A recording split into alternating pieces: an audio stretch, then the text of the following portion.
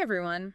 Ready to kick those pre-speech jitters to the curb? Always a good topic. Well, today we're going deep on conquering stage fright. Oh, nice. Yeah, using this really interesting old public speaking manual. Okay. It's called Acquiring Confidence Before an Audience from like the early 1900s. Wow. And we're going to be focusing on the first chapter.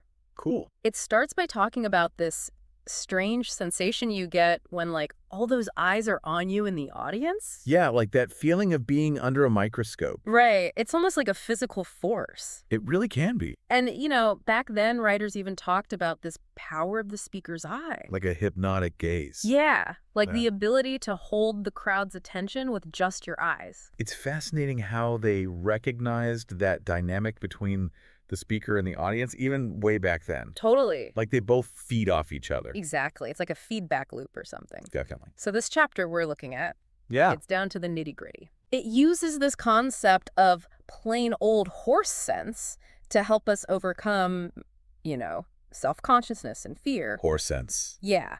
And by that, they mean like practical, straightforward advice. Oh, okay. Not some, Fancy. fancy psychological trick or anything like that. Got it. All right, so picture this. Okay. You've got a horse just grazing peacefully Okay. next to a train track, and a train comes roaring past. Yeah. But the horse is totally unfazed. Doesn't even flinch. Exactly. And that's the analogy the manual uses Interesting. to show how repeated exposure can actually desensitize us to fear. Like the horse gets so used to the train that Yeah. it becomes like part of the scenery. Exactly. It's like the noise and movement were terrifying at first, Yeah. but now they're just part of the landscape. Makes sense. And you know what's cool? There's actually a neuroscientific basis for this. Really? Yeah. Our brains are wired to react to novelty and perceived threats. But when we're repeatedly exposed to something, our amygdala... Oh, the fear center. Exactly. It learns that the stimulus isn't actually dangerous. So it calms down over time. Exactly. Yeah. So the fear response diminishes. That's so cool. Yeah. So it's like training your brain to see public speaking, like that train, I love that. loud and scary at first, Mm-hmm. but ultimately harmless once you get used to it. That's a great way to put it. Thanks. So how do we apply this horse sense to public speaking, Right. Well, the book argues there's no substitute for actually getting up there and speaking. Makes sense. It's like learning to swim, Yeah. You can read all about it, but until you get in the water... You're not really swimming. Exactly. You'll never truly learn. They actually use this metaphor in the book Oh, really? of wetless bathing suits. I love that. Like you can study all you want, but until you take that plunge, Yep. you're not getting wet. You're not really swimming. Exactly. So true. But here's where it gets really interesting. Okay.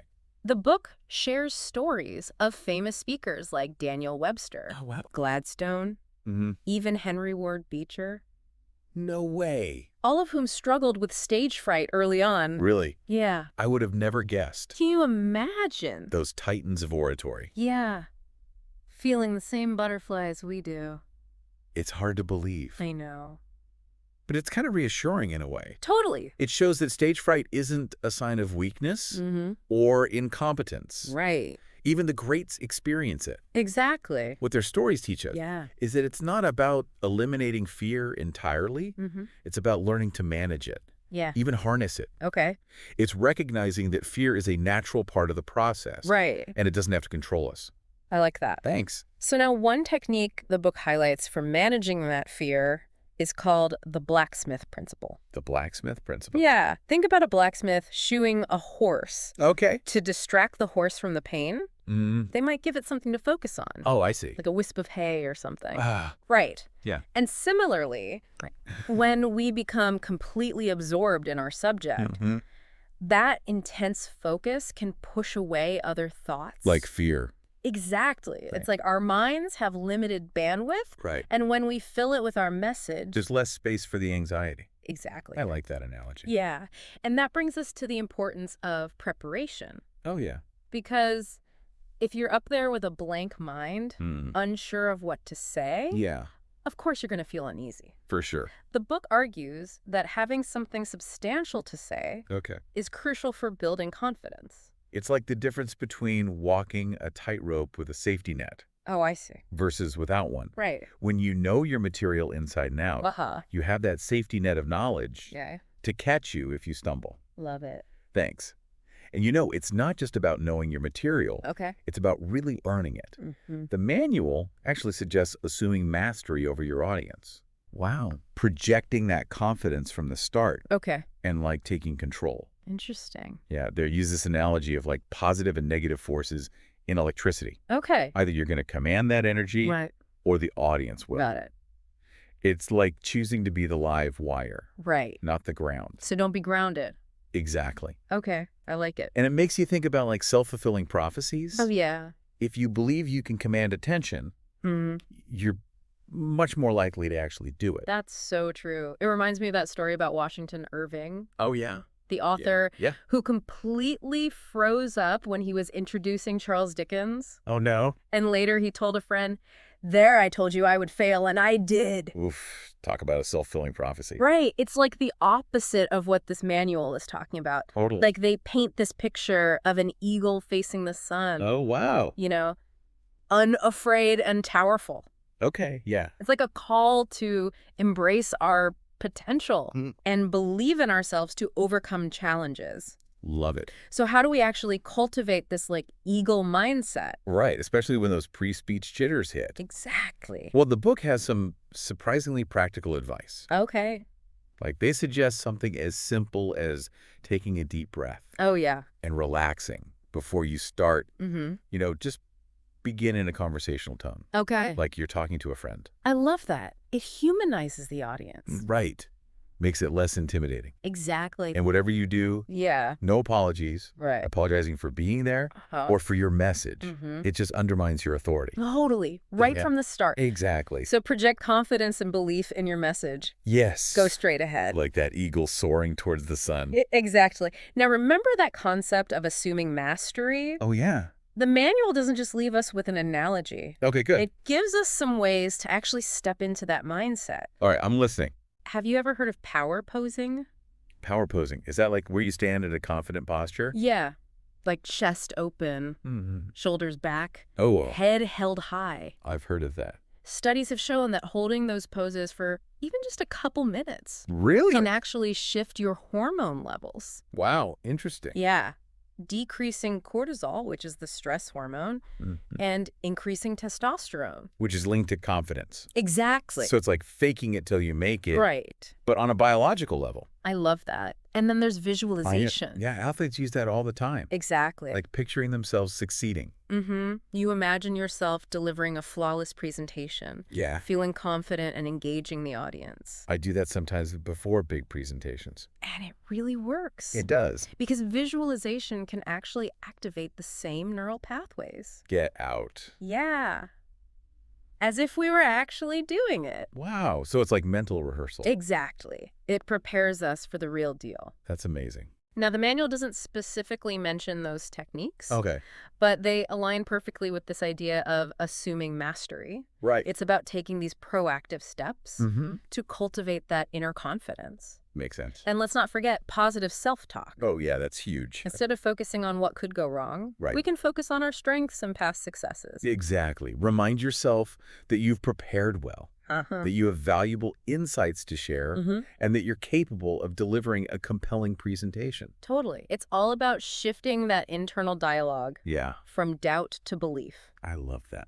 Now, the manual ends with this really cool image of foxhounds straining at their leashes and racehorses tugging at their reins, all eager to start the race.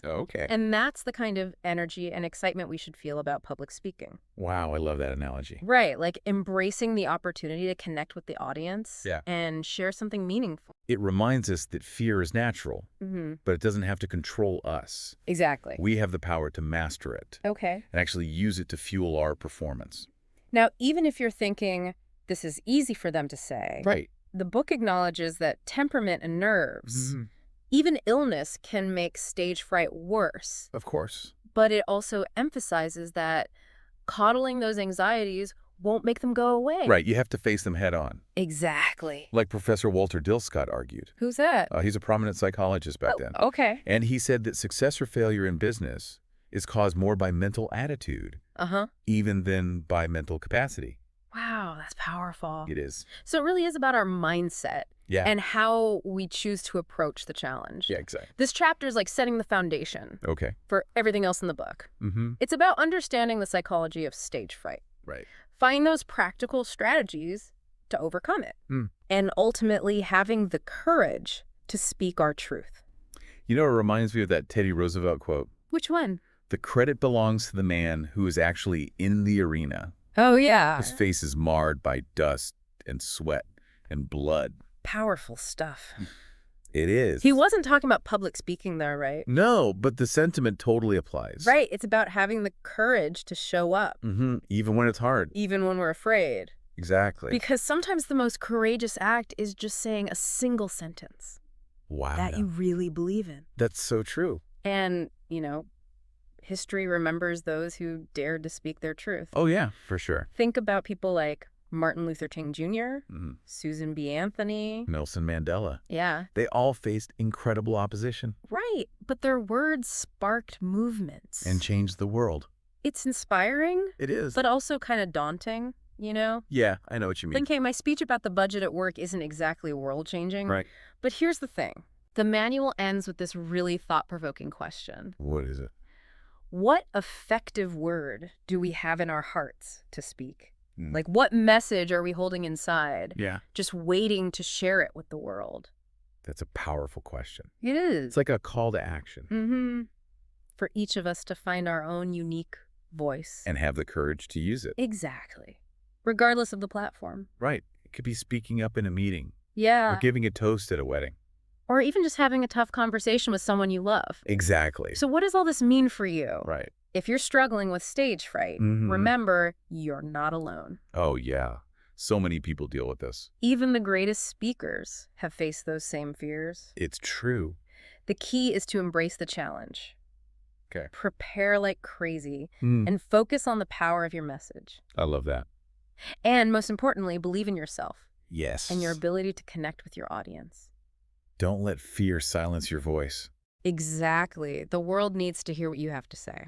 Couldn't agree more. Well, that's it for our deep dive into conquering stage fright. This was a good one. Thanks. We hope you found some good insights and tips to help you step onto that stage. Real or metaphorical? Exactly. With confidence and conviction. Yes. Go forth and speak your truth, everyone. That's it for today. Thanks for joining us.